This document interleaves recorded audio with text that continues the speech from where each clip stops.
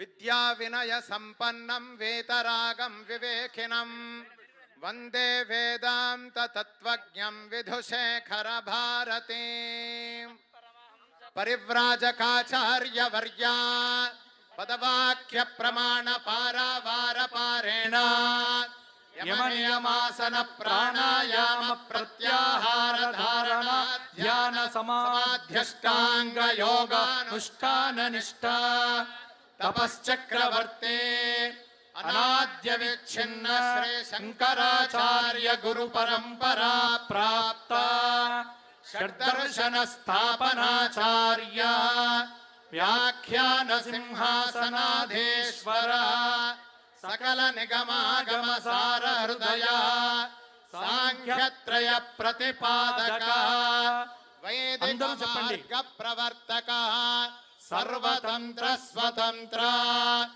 ఆదిరాజధాని విద్యానగర మహారాజధాని కర్ణాటక సింహాసన ప్రతిష్టాపనాచార్య శ్రీమద్రాజాధిరాజ గురు మండలాచార్య ఋష్యశృంగపురవరాధేశ్వర తుంగభద్రాతీరవాసే శ్రీమద్విద్యాశంకర పాద పద్మారాధక శ్రీమజ్జగద్గురు శ్రీమదభినవ విద్యాతీర్థ మహాస్వామి గురు కరకమల సంజాత శ్రీమజ్జగద్గురు శ్రీ భారతీ తీర్థ మహాస్వామినాం తత్కరకమల సంజాత శ్రీమజ్జగద్గురు శ్రీ విధుశేఖర భారతి మహాస్వామినాంచ చరణారవిందయోః సాష్టాంగ ప్రణామాన్ సమర్పయామః. యస్యాహురాగమవిదః పరిపూర్ణశక్తేరంశే కియత్యపి నివిష్టమముం ప్రపంచం తస్మై తమాలరుచిభాసురకంధరాయ నారాయణీ సహచరాయ నమః శివాయ. శృతిస్మృతిపురాణానాం ఆలయం కరుణాలయం నమామి భగవత్పాదశంకరం లోకశంకరం. పరమ పవిత్రమైన ఈ కార్తీక మాసంలో విశేషంగా ఆ పరమాత్మను ఆరాధించి భగవత్ సన్నిధిలో విశేషంగా దీపోత్సవాన్ని ఆచరించడం, తద్వారా ఆ దీపోత్సవాన్ని ఆచరించడం ద్వారా ఆ దీపం యొక్క ప్రకాశంతో అంధకారాన్ని అజ్ఞానాన్ని పోగొట్టుకొని ప్రకాశం జ్ఞానం వైపు వెళుతూ ఈ మానవ జన్మని సార్థకపరుచుకోవడం అనేటటువంటి ఒక కార్యాన్ని, ఇటువంటి ఆచరణని అనాది కాలంగా మనం చేస్తూ వస్తున్నాం. ఇది మన సనాతన హిందూ ధర్మం యొక్క ఒక ప్రముఖమైనటువంటి ఆచరణ. ఈ దీప ప్రజ్వలన చేయడం ద్వారా ఎలాగైతే ఆ దీపం అజ్ఞానం అంధకారాన్ని పోగొడుతుందో, అదేవిధంగా మన యొక్క హృదయంలో దీప ప్రజ్వలని చేసుకొని దాంతో మన యొక్క అజ్ఞానాన్ని కూడా పోగొట్టుకోవాలి, జ్ఞాన మార్గంలో చక్కగా ముందుకు వెళ్ళాలి. ఈ ధర్మం యొక్క గొప్పతనాన్ని, ఈ పరంపర యొక్క గొప్పతనాన్ని చక్కగా తెలుసుకొని ఈ జీవితాన్ని అందరూ కూడా సార్థకపరుచుకోవాలి. ఎలాగైతే బాహ్యం అయినటువంటి దీపాన్ని మనం వెలిగిస్తూ ఉన్నామో, అదేవిధంగా ఆంతరమైనటువంటి దీపాన్ని కూడా ప్రతి ఒక్కరూ వెలిగించుకోవాలి. బయటైతే దాన్ని దీపం అని అంటున్నాం, లోపలైతే దాన్ని జ్ఞానము అని అంటాం. కాబట్టి ఇటువంటి జ్ఞానాన్ని చక్కగా పెంచుకొని అందరూ కూడా అజ్ఞానాన్ని పోగొట్టుకొని భగవద్ అనుగ్రహానికి పాత్రులు కావాలి అనేటటువంటి ఉద్దేశంతోనే ఈ పరంపర అనేది వెనకటి నుంచి కూడా వస్తూ ఉన్నది. విశేషంగా ఈ కలియుగంలో జనులందరి యొక్క మనస్సుల్లో ఒక గొప్ప ఎప్పటికీ ఆరనటువంటి ఒక దీపాన్ని జ్వలింపజేసి అందరిలోనూ ఉన్నటువంటి అజ్ఞానాన్ని పోగొట్టినటువంటి మహాపురుషులు అనంటే జగద్గురు శ్రీ శ్రీ ఆదిశంకర భగవత్పాదాచార్యుల వారు మన దేశంలో 1200 సంవత్సరాలకు పూర్వం అవతరించి అందరి మనస్సులోనూ ఉన్నటువంటి అజ్ఞానాన్ని పోగొట్టి జ్ఞానాన్ని ఉపదేశించి ఈ లోకానికి విశేషమైనటువంటి అనుగ్రహాన్ని చేశారు. వారు శంకరాచార్యుల వారు విశేషంగా ప్రజ్వలింపజేసినటువంటి ఈ సనాతన ధర్మ జ్యోతి అనేది ఇవాల్టికి కూడా అఖండంగా వెలుగుతూ మనందరి యొక్క జీవితాలని కూడా సమస్త జనుల యొక్క జీవితాలని ఆ ప్రకాశం వైపుకి జ్ఞానం వైపుకి నడిపిస్తూ విశేషమైనటువంటి అనుగ్రహాన్ని చేస్తూ ఉన్నది. శంకరాచార్యుల వారు ఈ ధర్మం అనేటటువంటి జ్యోతిని విశేషంగా ప్రజ్వలింపచేసిన తర్వాత దాన్ని ఆర్పడానికి దాన్ని ఏదో చేయడానికి చాలామంది ప్రయత్నాలు చేశారు, చేస్తూనే ఉన్నారు. ఎవరు ఎంత ప్రయత్నించినా కూడా ఆ దీపం యొక్క ప్రకాశంలో ఆ దీపం యొక్క ప్రకాశానికి ఏ విధమైనటువంటి హాని లేకుండా ఇవాల్టికి కూడా ఈ సనాతన ధర్మ జ్యోతి అనేది ఇంత దృఢంగా విశేషంగా ప్రకాశిస్తూ ఉన్నది. కాబట్టి ఇవాల్టి రోజున ఈ సనాతన హిందూ ధర్మాన్ని మనం ఆచరిస్తూ ఉన్నాం. ఈ మార్గాన్ని మనం చూడగలుగుతూ ఉన్నాం. ఈ విధంగా భగవద్ ఆరాధనని మనం చేస్తూ ఉన్నాం. ఆ భగవద్ అనుగ్రహానికి పాత్రులమవుతూ ఉన్నాం. ఇటువంటి సనాతన ధర్మ సంస్కృతిని ఇవాల్టికి మనం చూస్తూ ఉన్నాము అనంటే దానికి కారణం నిస్సందేహంగా జగద్గురు శ్రీ శ్రీ ఆదిశంకర భగవత్పాదాచార్యుల వారు. ఆదిశంకరాచార్యుల వారు ఈ ధర్మాన్ని ఉద్ధరించి దృఢంగా స్థాపన చేసిన తర్వాత కాలంలో చాలామంది వచ్చారు. వాళ్ళందరూ కూడా వాళ్ళ మార్గాల్లో ఈ ధర్మాన్ని ప్రచారం చేశారు, జనాలకి మార్గదర్శనం చేశారు. అయితే మొట్టమొదట మనం స్మరించవలసింది ఎవరిని అనంటే జగద్గురు శ్రీ శ్రీ ఆదిశంకర భగవత్పాదాచార్యుల వారిని. వారు ఇందాక చెప్పినట్టుగా ఈ ధర్మం అనేటటువంటి జ్యోతిని వెలిగించి అధర్మాన్ని నాశనం చేయడం ద్వారా అందరికీ కూడా సన్మార్గాన్ని చూపించారు. అదేవిధంగా తత్వం యొక్క జ్ఞానాన్ని, పరమార్థమైనటువంటి అద్వైత తత్వ జ్ఞానాన్ని అందరికీ కూడా అందించి విశేషంగా అందరి యొక్క మనస్సుల్లో ఉన్నటువంటి అజ్ఞానాన్ని పోగొట్టారు. అందుకే శంకరాచార్యుల వారు రాసినటువంటి అనేక గ్రంథాల్లో చాలా గ్రంథాలని రాసి ఆ గ్రంథాల్లో వారు అద్వైత తత్వాన్ని ఉపదేశించారు. పెద్ద పెద్ద భాష్యాది గ్రంథాలని రచించారు. ఆ గ్రంథాల్లోనూ తత్వాన్ని ఉపదేశించారు. అనేక ప్రకరణ గ్రంథాలని రచించారు. ఆ ప్రకరణ గ్రంథాల్లోనూ తత్వాన్ని ఉపదేశించారు. కేవలం ఒకే ఒక శ్లోకాన్ని రచించారు. ఆ ఒక్క శ్లోకంలోనే సంపూర్ణమైనటువంటి అద్వైత తత్వాన్ని మనకు అర్థమయ్యేలాగా చాలా చక్కగా ఉపదేశం చేశారు. దాన్నే ఏకశ్లోక ప్రకరణము అని అంటారు. అందులో ఉండేది ఒకే ఒక శ్లోకం, కానీ ఆ ఒక్క శ్లోకంలోనే సంపూర్ణమైనటువంటి అద్వైత తత్వాన్ని చాలా స్పష్టంగా శంకరాచార్యుల వారు ఉపదేశించారు. ఏమిటది అనంటే ఒకసారి అక్కడ ఒక గురు శిష్యుల సంభాషణ రూపంగా ఒక శ్లోకాన్ని శంకరాచార్యుల వారు రచించారు. ఒక శిష్యుడు గురువు దగ్గరికి వెళ్ళి అడుగుతున్నాడు, స్వామి నాకు తత్వాన్ని ఉపదేశించండి, ఈ అద్వైత ఆత్మతత్వాన్ని నాకు అర్థమయ్యేలాగా ఉపదేశించండి. నేనెంతో ప్రయత్నం చేస్తున్నాను, కానీ ఏం చేసినా కూడా అది నాకు అర్థం కావట్లేదు, కాస్త నాకు అర్థమయ్యేట్టుగా ఉపదేశం చేయండి అని అడిగాడు. అప్పుడు శంకరాచార్యుల వారు అన్నారు, సరే నీకు అర్థమయ్యేలాగా చెప్తాను, కూర్చో అని అన్నారు. కూర్చున్నాడు. అప్పుడు మొట్టమొదట ఒక ప్రశ్న అడిగారు శంకరాచార్యుల వారు. ఏమిటి అనంటే కింజ్యోతిస్తవా అని అడిగారు.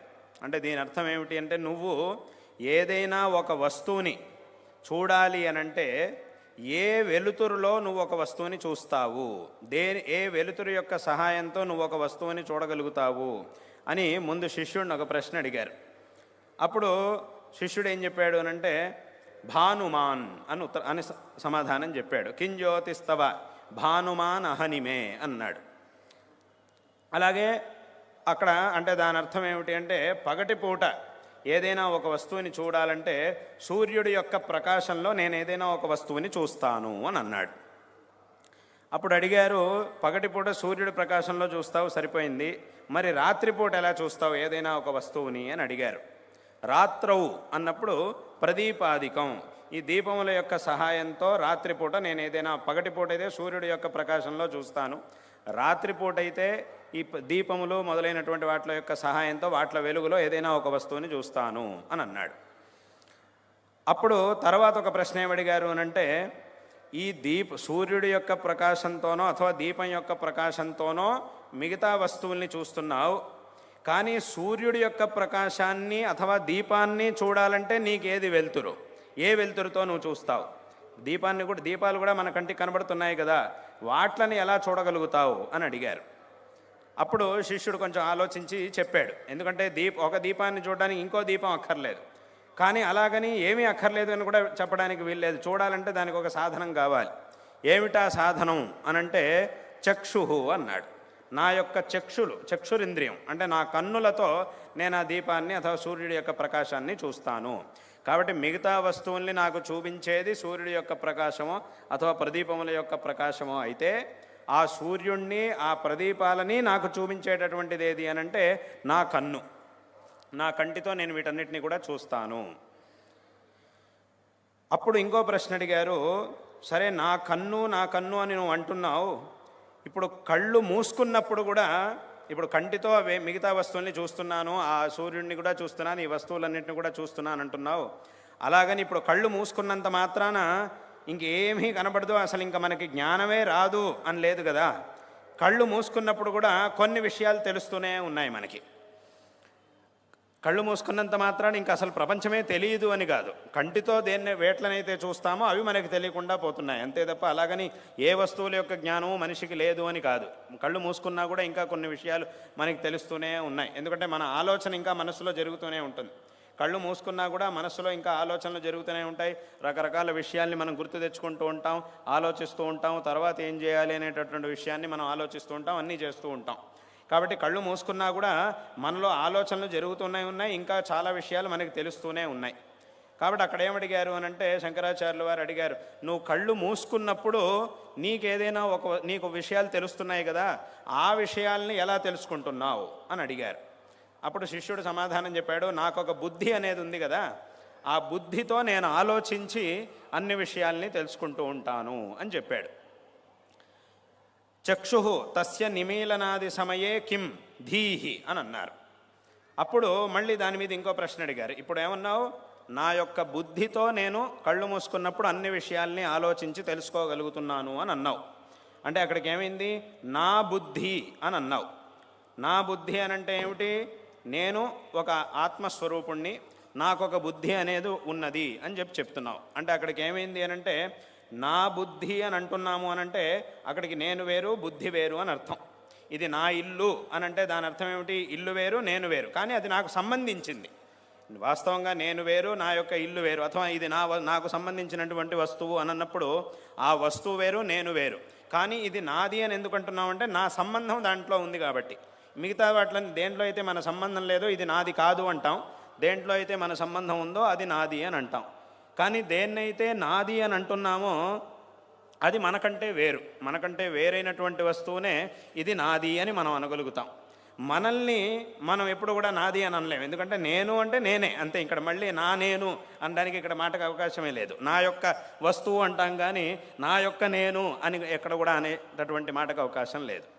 కాబట్టి అక్కడికి ఏమైంది అంటే ఇది నాది అని మనం అంటున్నామనంటేనే అది వేరు నేను వేరు అని అర్థం. కాబట్టి ఇక్కడ ఏమైంది, నా బుద్ధితో నేను ఏదైనా ఒక వస్తువుని తెలుసుకుంటూ ఉన్నాను అని అంటే అక్కడికి ఏమైంది, ఆ బుద్ధి వేరు నేను వేరు అని అయింది. అక్కడికి నీ బుద్ధి వేరు అంటే బుద్ధి అనేది తెలుసుకోవడానికి ఒక సాధనమే తప్ప అదే నువ్వు కాదు అనేటటువంటి విషయం ఇక్కడ స్పష్టంగా తెలుస్తోంది. అక్కడికి ఏమైంది అనంటే నీ యొక్క బుద్ధితో కళ్ళు మూసుకున్నప్పుడు నీ యొక్క బుద్ధితో రకరకాల విషయాల్ని తెలుసుకుంటూ ఉన్నావు, నాకొక బుద్ధి ఉన్నది అనేటటువంటి విషయం నీకు తెలుస్తోంది. ఇప్పుడు ఆ బుద్ధి ద్వారా మిగతా విషయాల గురించి తెలుసుకుంటున్నావు, నాకొక బుద్ధి ఉన్నది అనే విషయాన్ని నువ్వు ఎలా తెలుసుకోగలుగుతున్నావు అని అడిగారు. బుద్ధి ఉంటే మిగతా వస్తువుని తెలుసుకుంటాం, కానీ బుద్ధి అనేది నాకు ఒకటి ఉంది, దీని ద్వారా నేను అన్ని విషయాల్ని తెలుసుకోగలుగుతున్నాను అనే విషయాన్ని నువ్వు ఎలా తెలుసుకున్నావు అని మళ్ళీ దాని మీద ఒక ప్రశ్న అడిగారు. కిం ధియో దర్శనే కిం అని మళ్ళీ అక్కడ ఒక ప్రశ్న అడిగారు. దానికి అక్కడ సమాధానం ఏం చెప్పాడు అని అంటే, ఇంకక్కడ వేరే వస్తువులు ఏమీ లేవు, నేనే. అంటే నేను నా యొక్క బుద్ధిని తెలుసుకోవాలి అని అంటే మళ్ళీ అక్కడ ఇంకో విషయం, ఇంకొక ప్రకాశం అనేది ఏమీ అవసరం లేదు, ఇంకో సాధనం ఏమీ అవసరం లేదు. నాకొక బుద్ధి ఉన్నది, దీంతో నేను అన్నీ తెలుసుకుంటున్నాను అనేటటువంటి విషయం స్వతహానే తెలుస్తోంది, స్వయంగానే తెలుస్తోంది అంతే. అక్కడ మళ్ళీ ఇంకొక సాధనం అనేది లేదు.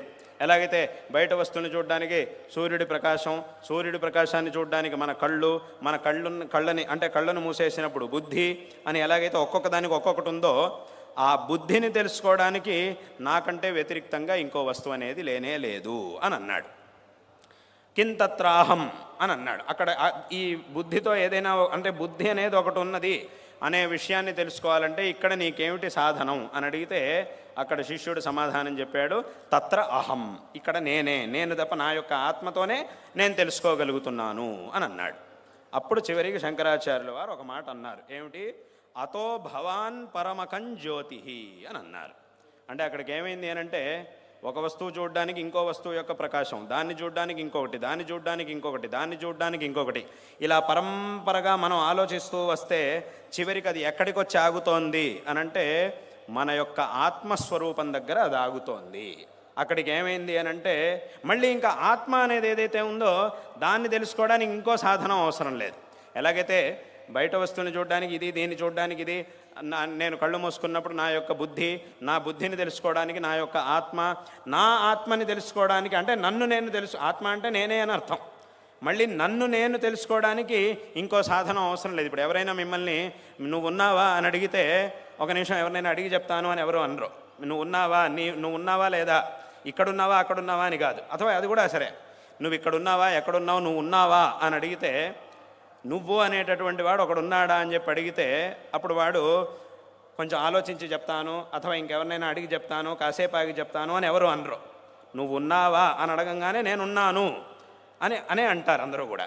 నేను లేను అని కానీ, అథవా నేనున్నానో లేదో నాకు తెలియట్లేదు, సందేహంగా ఉంది, అథవా కాసేపు ఆగి చెప్తాను, ఇంకెవరినైనా అడిగి చెప్తాను అని కూడా ఎవ్వరూ అనరు. నువ్వు ఉన్నావా అనగానే వెంటనే నేనున్నాను. ఎందుకంటే నేను అనేటటువంటి వాడిని ఒకడు ఉన్నాను అని మనకి ఎవ్వరు కూడా చెప్పక్కర్లేదు. దాన్ని తెలుసుకోవడానికి ఏ సాధనం కూడా మనకు అవసరం లేదు.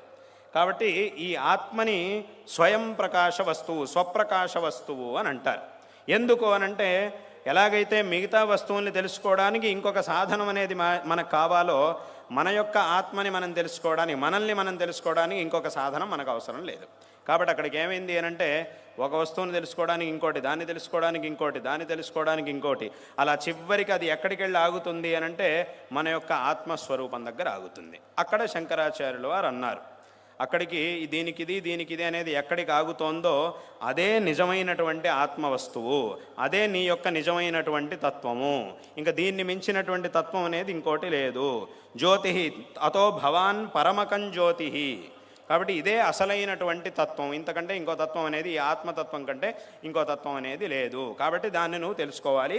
అదే నువ్వు నిజమైనట్టు. అంటే అక్కడికి ఏమైంది, నువ్వు అనంటే ఎవరు? ఈ శరీరమో అథవా ఈ ఇంద్రియాలో ఇవేవి కాదు, వీటన్నిటికీ కూడా సాక్షి స్వరూపంగా ఉంటూ వీటన్నిటినీ కూడా నీకు చూపిస్తూ తనని తాను చూపించుకోవడానికి ఇంకో సాధనం యొక్క అవసరం లేనటువంటి ఆ ఆత్మతత్వం అనేది ఏదైతే ఉందో అదే నువ్వు అనేటటువంటి విషయాన్ని అక్కడ శంకరాచార్యులు వారు శిష్యుడికి ఇదంతా కూడా ఒకే శ్లోకంలో మొత్తం చెప్పేశారు. ఇంత పెద్ద తత్వాన్ని మొత్తం ఒకే శ్లోకంలో చెప్పేసినప్పుడు వెంటనే శిష్యుడికి అర్థమైంది. తదస్మి ప్రభో, అవును మీరు చెప్పిందంతా నాకు చాలా స్పష్టంగా అర్థమైంది, కాబట్టి నేనెవరు అనేదాన్ని నేను స్పష్టంగా తెలుసుకోగలిగాను అని అప్పుడు ఆ శిష్యుడు అన్నాడు అనేటటువంటి విషయాన్ని, దీన్నే ఆ ఏకశ్లోక ప్రకరణము అని అంటారు. కాబట్టి ఇటువంటి ఒక్క శ్లోకంలోనే ఈ అద్భుతమైనటువంటి ఆత్మతత్వాన్ని మనకి తెలియజేసి ఆ అజ్ఞానాన్ని పోగొట్టి అనుగ్రహించినటువంటి వారు శంకర భగవత్పాదాచార్యుల వారు. కాబట్టి అటువంటి ఆ మహాపురుషులు అజ్ఞానాన్ని పోగొట్టి, ఈ జగత్తుకు ఉండేటటువంటి అజ్ఞానాన్ని పోగొట్టి జ్ఞానాన్ని ఉపదేశించి, తత్వాన్ని ఉపదేశించి అనుగ్రహించారు. ఆ శంకర భగవత్పాదాచార్యుల వారు చేసినటువంటి ధర్మ సంస్థాపన అనేది ఏదైతే ఉందో ఆ ధర్మ సంస్థాపన వల్లే ఇవాళకి కూడా మనందరం ఇటువంటి ధార్మికమైనటువంటి మార్గంలో ఉండగలుగుతూ ఇటువంటి ఉత్సవాలన్నిటినీ కూడా మనం చూడగలుగుతూ ఉన్నాం. ఇటువంటి ధార్మికమైన ఆధ్యాత్మికమైన వాతావరణంలో ఉంటూ విశేషంగా శ్రేయస్సుని పొందగలుగుతూ ఉన్నాము. కాబట్టి అందరూ కూడా విశేషంగా శంకర భగవత్పాదాచార్యుల వారిని ఎల్లప్పుడూ కూడా స్మరించాలి. వారు చూపించినటువంటి మార్గాన్ని అనుసరించి ఈ జీవితాన్ని అందరూ కూడా సార్థకపరుచుకోవాలి. అంతేకాదు ఇప్పుడు ఇవాళ రోజున మనం ఇటువంటి ఉత్సవాలు ఇవన్నీ చూస్తున్నాము, ఇటువంటి ధార్మికమైన వాతావరణాన్ని చూస్తున్నాము అనంటే దానికి శంకరాచార్యుల వారు చూపించినటువంటి చేసినటువంటి ధర్మోద్ధారమే విశేషంగా కారణం. అంతేకాదు ఇవాళ రోజున మనం చూస్తున్నటువంటి ఇప్పుడే చాలామంది చూశారు, కొన్ని నెలల క్రితం అందరూ కూడా చూశారు, మన దేశంలో విశేషంగా కుంభమేళా అని పెద్ద మహోత్సవం జరిగింది. ఆ కుంభమేళాలో ఎన్నో కోట్ల మంది, 50 కోట్ల మంది కంటే కూడా ఎక్కువ మంది ఆ సందర్భంలో అది జరిగేటటువంటి కొన్ని రోజుల్లోనే అందరూ కూడా అక్కడికి వచ్చి పాల్గొన్నారు. ఇటువంటి దీని గురించి శాస్త్రముల్లో ఆ పవిత్రమైనటువంటి సందర్భంలో అక్కడికి వెళ్ళి స్నానం చేయడం వల్ల కలిగేటటువంటి విశేషమైన ఫలం గురించి పురాణాల్లో శాస్త్రాల్లో చెప్పారు. కానీ అక్కడ ఉన్నటువంటి విషయాన్ని ఈ విధంగా ఆచరణలోకి తీసుకొచ్చి అందరూ కూడా ఫలానా సమయంలో ఇక్కడికి రావాలి, ఆ త్రివేణి సంగమ స్థలానికి అందరూ కూడా వెళ్ళి అక్కడ పవిత్రమైనటువంటి స్నానాన్ని ఆచరించాలి అనేటటువంటి విషయాన్ని ఉపదేశించి దీన్ని ఆచరణలోకి తీసుకొచ్చినటువంటి వారు ఎవరు అనంటే అది కూడా శంకర భగవత్పాదాచార్యుల వారు. అంత ఆ జనాలందరిలో కూడా అటువంటి ఒక ఐకమత్యాన్ని వారు శంకరాచార్యుల వారు తీసుకొచ్చారు. అందుకే ఒక విషయం ఉంది, ఏమిటి అనంటే ఒక కాలంలో అది నిజంగా జరిగినటువంటి ఒక సంఘటన. ఏమిటి అనంటే ఒక సందర్భంలో ఒక ప్రధానమంత్రి, ఈ దేశంలో ఉన్నటువంటి ఒక ప్రధానమంత్రి ఆయన ఒకసారి ఏం చేశాడు అనంటే, నేను జనాలందరికీ కూడా ఒక ముఖ్యమైనటువంటి విషయం చెప్పాలి, కాబట్టి దానికోసం ఒక పెద్ద కార్యక్రమాన్ని సభను ఏర్పాటు చేయండి, జనాలందరూ కూడా చాలామంది రావాలి అని చెప్పి ఆయన చెప్పాడు. వెంటనే దానికంతా ఏర్పాట్లు చేశారు, జనాలంతా చాలామంది వచ్చారు, దాదాపుగా 1,00,000 మందికి పైగా జనాలు వచ్చారు ఆ రోజు. ఈయన అట్లా ప్రధానమంత్రి ఏదో ఘోషణ చేయబోతున్నారు, ఏదో ప్రకటించబోతున్నారు అనేటటువంటి విషయం తెలుసుకోవడం కోసం దాదాపు 1,00,000 మందికి పైగా జనాలు అక్కడికి వచ్చారు. వచ్చి ఆ రోజంతా వినడం కోసం అందరూ వచ్చి నిలబడ్డారు. అప్పుడు ఆ కార్యక్రమంలో ఉన్నప్పుడు ఆయన ప్రధానమంత్రి అన్నట్ట పక్కనున్న ఆయనతో, పక్కనున్న పండితుడితో అన్నాడు, ఏమిటి అనంటే, చూసారా అండి, నాకున్న శక్తి చూసారా, నేను ఇలా ఒక విషయం చెప్పాలి అని ప్రకటించిన వెంటనే ఇన్ని లక్షల 1,00,000 మందికి పైగా జనాలు ఇక్కడికి వచ్చి వచ్చారు, నేను చెప్పేది వినడం కోసం ఇంతమంది ఇక్కడికి వచ్చారు, చూసారా నాకెంత అనుయాయులు ఉన్నారో, నాకెంతమంది అనుయాయులు ఉన్నారో చూసారా అని చెప్పి ఆయన పక్కనున్నటువంటి పండితుడితో అన్నట్ట, ఇది నా యొక్క శక్తి అని అన్నట్ట. అప్పుడు ఆ వెంటనే పక్కన ఉన్నటువంటి పండితుడు ఆయన అన్నట్ట, ఏమిటి అనంటే, అయ్యా మీరు ప్రధానమంత్రిగా ఉన్నారు, ఇంత పెద్ద స్థానం, ప్రధానమంత్రి అంటే అన్నిటికంటే చాలా పెద్ద స్థానం దేశంలో, అటువంటి పెద్ద స్థానంలో ఉన్న మీరు ఇలా ప్రకటన చేసినప్పుడు దానికోసం 1,00,000 మంది వచ్చారు అంతే. కానీ మీరు ప్రధానమంత్రి కాబట్టి మీరందరికీ తెలుసు, మీ గురించి అందరికీ తెలుసు కాబట్టి మీరు చెప్పినప్పుడు ఇంతమంది 1,00,000 మంది ఇక్కడికి వచ్చారు. కానీ మీరు గనక చూస్తే ఏదో ఒక ఊళ్ళో ఎక్కడో ఒక మూల ఒక పండితుడు, పరంపరగా అధ్యయనం చేసినటువంటి ఒక పండితుడు తాను రాసినటువంటి పంచాంగంలో ఫలానా సంవత్సరం ఫలానా రోజు నుంచి కుంభమేళా అనేది జరగబోతున్నది అని ఒక్క మాట రాస్తే ఎన్నో కోట్ల మంది అక్కడికి వస్తారు, అక్కడ స్నానం చేయడానికని దాంట్లోకి వస్తారు. అంటే అక్కడికి ఏమైంది, ఆ రాసిన ఆయన ఎవరు అనేది ఎవరికీ తెలియదు, ఆ రాసిన వ్యక్తిని ఎవరు చూడలేదు, ఆయన ఎక్కడో ఉన్నాడు, ఆయన పంచాంగం మాత్రమే మన ముందుకు వచ్చింది, ఆయన ఎవరు ప్రత్యక్షంగా చూడలేదు, అథవా ఆయన ఎక్కడున్నాడు ఏమిటనేది కూడా తెలియదు. కానీ ఆయన ఎక్కడో కూర్చొని ఒక మాటని ఇలా రాస్తే ఆ ఒక్క వాక్యాన్ని తీసుకొని ఇంత శ్రద్ధతో ఇంతమంది ఎన్నో కోట్ల మంది ఎంతెంతో దూరాల నుంచి అక్కడికి వచ్చి ఆ సందర్భంలో అక్కడ విశేషంగా స్నానం చేసి వెళ్తున్నారు. కాబట్టి ఎప్పుడు కూడా నేను చాలా సామర్థ్యాన్ని కలిగినటువంటి వాడిని అని ఎప్పుడు కూడా మనం అనుకోకూడదు. అన్నిటికంటే కూడా సామర్థ్యవంతమైనటువంటి వస్తువు ఏది అని అంటే అది ధర్మము. కాబట్టి అటువంటి ఆ ధర్మానికి మనందరం కూడా కట్టుబడి ఉండాలి, దాంట్లో ఇటువంటి విషయాన్ని అందరూ కూడా తెలుసుకోవాలి, మీరు తెలుసుకోవాలి అని ఆ పక్కన ఉన్నటువంటి పండితుడు ఆయనకి చెప్పాడు అని ఒక సంఘటన, ఇది నిజంగా జరిగినటువంటి ఒక సంఘటన. కాబట్టి అటువంటి ఒక ఐకమత్యాన్ని తీసుకొచ్చి అందరినీ కూడా అనుగ్రహించినటువంటి వారు జగద్గురు శ్రీ శ్రీ ఆదిశంకర భగవత్పాదాచార్యుల వారు. శంకరాచార్యుల వారు ఈ సనాతన ధర్మం అనేది ఎప్పుడూ కూడా ప్రచారంలో ఉండడం కోసం ఈ మన భారతదేశంలో 4 దిక్కుల్లోనూ 4 ఆమ్నాయ పీఠాలని స్థాపించారు అనేటటువంటి విషయం ఎంతోమందికి తెలిసినటువంటి విషయమే. అటువంటి 4 ఆమ్నాయ పీఠాల్లోనూ ఈ దక్షిణ భారతానికి, సంపూర్ణమైనటువంటి దక్షిణ భారతానికి ఆమ్నాయ పీఠంగా శృంగేరి క్షేత్రంలో జగన్మాత శారదా అమ్మవారిని ప్రతిష్టాపన చేసి ఈ పీఠాన్ని స్థాపించారు. అందుకే దీనికి శారదా పీఠము అనేటటువంటి పేరు వచ్చింది. శారదా పీఠము అనేటటువంటి పేరు దేనికి అనంటే శంకరాచార్యుల వారు స్థాపించినటువంటి ఈ దక్షిణామ్నాయ శృంగేరి పీఠానికి శారదా పీఠము అనేటటువంటి పేరు.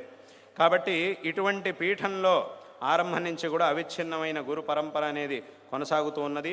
అటువంటి ఆ గురు పరంపరలో 36వ అధిపతులు మా యొక్క పరమ పూజ్యులైన గురువరేణ్యులు జగద్గురు శ్రీ శ్రీ భారతీతీర్థ మహాస్వామి వారు 13 సంవత్సరాల క్రితం తమ యొక్క ఈ భారతదేశ యాత్రా సందర్భంలో ఈ భాగ్యనగరానికి విచ్చేసినప్పుడు, ఇదే కార్తీక మాస సందర్భంలో భాగ్యనగరానికి విచ్చేసి ఇక్కడ కొంతకాలం ఉన్నప్పుడు విశేషంగా ఈ దీపోత్సవాన్ని ప్రారంభించాలి, ఈ భక్తి టీవీ వారు దీపోత్సవాన్ని ప్రారంభించాలి అని సంకల్పం చేసి అప్పుడు 1 లక్ష దీపోత్సవంగా ప్రారంభం చేసి విశేషంగా దానికి అత్యంత శ్రద్ధాభక్తులతో మా గురువుల్ని ఆహ్వానించారు.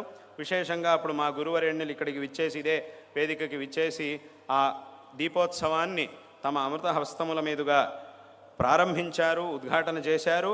అప్పుడు ప్రారంభమైనటువంటి ఆ లక్ష దీపోత్సవం అనేది తర్వాత ఇంకా విశేషమైనటువంటి వృద్ధిని చెంది ఇవాల్టి రోజున ఈ కోటి దీపోత్సవంగా ఎన్నో సంవత్సరాల నుంచి ఆచరింపబడుతూ ఉన్నది. ఇది చాలా సంతోషకరమైనటువంటి విషయం. అదేవిధంగా ఈ సందర్భంలో దీంతోపాటు ఈ కోటి దీపోత్సవానికి అంగంగా ఇంకా రకరకాల భగవద్ ఆరాధనలు, ఇప్పుడే మనం చూస్తున్నటువంటి కళ్యాణ మహోత్సవాలు మొదలైనటువంటి ఉత్సవాలన్నిటినీ కూడా దీనికి అనుబంధంగా, ఈ కోటి దీపోత్సవానికి అనుబంధంగా ఈ దాదాపు 15-16 రోజుల పాటు ప్రతి సంవత్సరం, అదేవిధంగా ఈ సంవత్సరం 13 రోజుల పాటు విశేషంగా చేస్తూ ఉండడం అనేది చాలా సంతోషకరమైనటువంటి విషయం. అదేవిధంగా ఎన్నో సంవత్సరాల నుంచి ఈ భక్తి టీవీ అనేది ఏదైతే ఉందో దీని ద్వారా జనాలందరికీ కూడా విశేషంగా మన యొక్క ఈ సనాతన హిందూ ధర్మం యొక్క సందేశాన్ని జనాలందరికీ కూడా చేరవేస్తూ దీని యొక్క గొప్పతనాన్ని అందరికీ కూడా తెలియజేస్తూ అందరిలోనూ ఒక విశేషమైనటువంటి జాగృతిని కలిగించేటటువంటి కార్యాలని చేస్తూ ఉండడం అనేది అత్యంత సంతోషకరమైనటువంటి విషయం. ఇలా చేయడం ప్రారంభించిన తర్వాత నిజంగానే అన్ని చోట్ల ఈ ధార్మికమైనటువంటి జాగరణ జరిగింది. భక్తులందరిలోనూ ఇంకా విశేషమైనటువంటి శ్రద్ధాభక్తులు ఈ ధర్మం యొక్క విషయంలో పెరిగినాయి అనేటటువంటి విషయంలో ఏమాత్రం సందేహం లేదు. ఇటువంటి ఫలితాన్ని మనం ప్రత్యక్షంగా కూడా చూస్తూ ఉన్నాం. ఇది చాలా సంతోషకరమైనటువంటి విషయం. ఇటువంటి ఒక కార్యం ఇన్ని సంవత్సరాలుగా ఈ భక్తి ఛానల్ ద్వారా జరుగుతూ ఉండడం అనేది చాలా సంతోషకరమైనటువంటి విషయం. అందరూ కూడా ఇందాక ఆరంభంలో చెప్పినట్టుగా ఇప్పుడు మనం ఈ కోటి దీపోత్సవ సందర్భంలో ఏ దీప ప్రజ్వలనాన్ని అయితే మనం చేస్తూ ఉన్నామో ఇదే విధమైనటువంటి, ఎలాగైతే మనం బాహ్యమైనటువంటి ఈ దీపాన్ని ప్రజ్వలింపజేస్తూ ఉన్నామో అదే విధంగా అందరూ కూడా ఈ సనాతన ధర్మ జ్యోతిని ప్రతి ఒక్కరూ కూడా తమ తమ మనస్సుల్లో తప్పకుండా ప్రజ్వలింపజేసుకోవాలి. ఇంకా విశేషంగా ఈ సనాతన హిందూ ధర్మం యొక్క గొప్పతనాన్ని అందరూ కూడా చక్కగా తెలుసుకోవాలి. ఈ ధర్మాన్ని ఆచరించాలి. ఈ ధర్మాన్ని ఆచరించి తద్వారా జీవితాన్ని సార్థకపరుచుకోవాలి అనేటటువంటి విషయాన్ని ఈ సందర్భంలో అందరికీ కూడా తెలియజేస్తూ ఉన్నాం. ఇది చాలా గొప్ప ధర్మం. ఎట్టి పరిస్థితిలోనూ ఈ ధర్మాన్ని వదిలిపెట్టి ఇంకెక్కడికి కూడా వెళ్ళకూడదు. దీన్ని అందరూ కూడా తప్పకుండా తెలుసుకోవాలి. చాలామంది ఏం చేస్తుంటారు అనంటే వేరే వాళ్ళు ఎవరెవరో ఏదేదో చెప్పినప్పుడు ఈ ధర్మం మీద తప్పుడు కల్పనలు, తప్పుడు భ్రమలు వీటన్నిటినీ కూడా పొంది ఏం చేస్తూ ఉంటారు అనంటే దీన్ని వదిలేసి ఇంకేదో మతాల్లోకి వెళ్ళిపోతూ ఉంటారు. కానీ ఇలా చేయడం అనేది చాలా తప్పు. ఎందుకు అనంటే ఈ ధర్మం అనేది చాలా గొప్పది. ఇక్కడే గనక మంచి జరగలేదు అనంటే ఇక్కడ తప్పకుండా మంచి జరుగుతుంది. కానీ ఇక్కడే గనక జరగలేదు అనంటే ఇంకెక్కడా కూడా మంచి జరగడం అనేది సాధ్యం కాదు. ఏదో జరిగినట్టుగా అనిపించవచ్చు, తాత్కాలికంగా ఆ సమయానికి ఏదో జరిగింది అని అనిపించవచ్చు తప్ప, కానీ ఇక్కడే గనక మనకి జరగలేదు అనంటే ఇంకెక్కడా కూడా మంచి అనేది జరగదు. కాబట్టి దీని అందరూ కూడా తప్పకుండా తెలుసుకోవాలి. ఎవ్వరూ కూడా దీన్ని ఎప్పుడు వదిలిపెట్టకూడదు. ఒకవేళ ఎవరైనా వదిలిపెట్టినటువంటి వాళ్ళు ఉంటే మళ్ళీ వాళ్ళు సరి చేసుకోవాలి, ఆ తప్పుని సరి చేసుకోవాలి, మళ్ళీ దీంట్లోకి రావాలి. ఈ ధర్మాన్ని చక్కగా ఆచరించి కృతార్థులు కావాలి అనేటటువంటి విషయాన్ని ఈ సందర్భంలో అందరికీ కూడా తెలియజేస్తూ, అందరూ కూడా దీని యొక్క గొప్పతనాన్ని తెలుసుకొని మన పిల్లలకు కూడా విశేషంగా దీని యొక్క గొప్పతనాన్ని తెలియజేయాలి అనేటటువంటి విషయాన్ని ఈ సందర్భంలో అందరికీ కూడా తెలియజేస్తూ, అందరికీ మా యొక్క నారాయణ స్మరణపూర్వకమైన ఆశీర్వాదాలని తెలియజేస్తూ ఉన్నాం. శారదా చంద్రమౌళీశ్వరుల యొక్క, అదేవిధంగా పరమ పూజ్యులైనటువంటి మా గురువరేణ్యుల యొక్క పరిపూర్ణమైనటువంటి అనుగ్రహం మీ అందరి యందు సదాకాలం ఉండుగాక, అందరికీ కూడా సకల శ్రేయస్సులు లభించుగాక అని ఈ సందర్భంలో ఆశీర్వాదాలని తెలియజేస్తూ ఉన్నాం. విశేషంగా ఈ సందర్భంలో ఈ కోటి దీపోత్సవం యొక్క ఉద్ఘాటనకి రావాలి అని నరేంద్ర చౌదరి గారు దంపతులు మమ్మల్ని విశేషంగా ఆహ్వానించారు. కాబట్టి వాటి రోజున అందుకోసమని ఇక్కడికి విశేషంగా వారి యొక్క ప్రార్థన, అదేవిధంగా ఈ భక్తి టీవీ యొక్క సిబ్బంది వర్గం వారు, దీని యొక్క అధికారులు వాళ్ళందరూ కూడా విశేషంగా ఈ సందర్భంలో మమ్మల్ని ఇక్కడికి ఆహ్వానించారు. తదనుసారంగా ఇవాళ రోజున ఇక్కడికి రావడం జరిగింది. ఈ దీప ప్రజ్వలన అనేది ఇప్పుడు జరగబోతూ ఉన్నది. ఆ తర్వాత కూడా రేపటి నుంచి, ఇవాళ నుంచి ప్రారంభమై రేపటి నుంచి కూడా ఇంకా చాలా రోజుల పాటు ఈ కార్యక్రమం అనేది జరగబోతూ ఉన్నది. ఈ సందర్భంలో నరేంద్ర చౌదరి గారికి, ఆ దంపతులకు కూడా మా యొక్క ఆశీర్వాదాలని తెలియజేస్తూ ఉన్నాం. అదేవిధంగా సమస్త ఈ భక్తి టీవీ యొక్క సిబ్బంది వర్గం వారికి, ఇక్కడికి వచ్చినటువంటి ఆస్తిక భక్త మహాజనులందరికీ, అదేవిధంగా ఈ విశేషమైనటువంటి కార్యక్రమంలో దీని యొక్క ఏర్పాట్లలో వీటన్నిటిలోనూ కూడా విశేషంగా శ్రమించినటువంటి భక్తులందరికీ కూడా మా యొక్క ఆశీర్వాదాలని ఈ సందర్భంలో తెలియజేస్తూ ఉన్నాం. అందరికీ కూడా సకల శ్రేయస్సులు లభించుగాక. అదేవిధంగా ఈ ధార్మిక జాగరణ అనేది ఏదైతే ఉందో అది ఈ ఛానల్ ద్వారా జరుగుతూ ఉన్నటువంటి కార్యక్రమాలు ఉండొచ్చు, అథవా ఇంకా రకరకాల రకరకాలుగా జరుగుతూ ఉన్నటువంటి ధర్మ ప్రచార కార్యాలు ఇవన్నీ కూడా చక్కగా జరిగి ఇంకా విశేషంగా జరిగి ధర్మ జాగరణ అనేది ఇంకా విశేషంగా జరగాలి. అందరూ కూడా ఇంకా విశేషంగా ధర్మం యొక్క గొప్పతనాన్ని తెలుసుకొని శ్రేయవంతులు కావాలి అని కూడా ఈ సందర్భంలో ఆశీర్వాదాలు తెలియజేస్తూ, అందరికీ మరొక మారు ఆశీర్వాదాలను తెలియజేస్తూ ఈ మాటల్ని ఇక్కడికి ముగిస్తూ ఉన్నాం.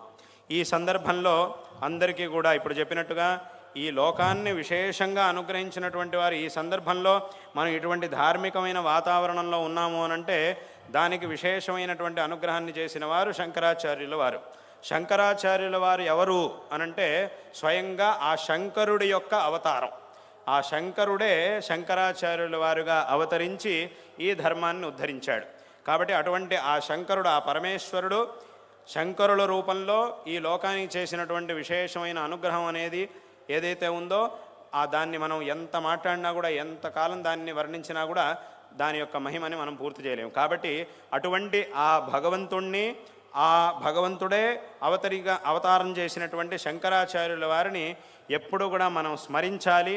అందుకోసం ఈ సందర్భంలో ఇక్కడికి వచ్చినటువంటి జనాలందరికీ కూడా ఆ నామ మంత్రాన్ని ఈ సందర్భంలో ఉపదేశించాలి అని సంకల్పం చేశాం. కాబట్టి అందరూ కూడా ఈ సందర్భంలో చేతులు జోడించి నేను 3 సార్లు చెప్తాను, అందరూ కూడా 3 సార్లు దాన్ని చెప్పాలి అనేటటువంటి విషయాన్ని కూడా ఈ సందర్భంలో చెబుతూ అందరూ కూడా చక్కగా చేతులు జోడించి స్పష్టంగా చెప్పండి. నమఃశంకరాయ నమఃశంకరాయ నమఃశంకరాయ నమఃశంకరాయ నమఃశంకరాయ.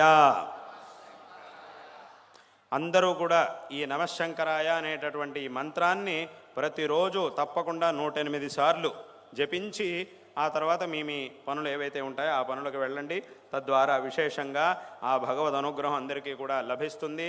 అందుకే శంకరాచార్యుల వారిని శంకర అనేటటువంటి పేరుకే అర్థం ఏమిటి అనంటే, శం అంటే అందరి యొక్క శ్రేయస్సు, దాన్ని శం కరోతి ఇది శంకర అంటే ఏమిటి, అందరికీ కూడా శ్రేయస్సుని కలిగించేటటువంటి వారు అని ఆ పేరు యొక్క అర్థం. ఆ పేరుకున్నటువంటి అర్థమే ఇది. కాబట్టి ఈ నామాన్ని, ఈ మంత్రాన్ని ప్రతిరోజు అందరూ కూడా చక్కగా జపించడం ద్వారా అందరికీ కూడా సకల మంగళాలు లభిస్తాయి అనేటటువంటి విషయంలో ఏమాత్రం సందేహం లేదు.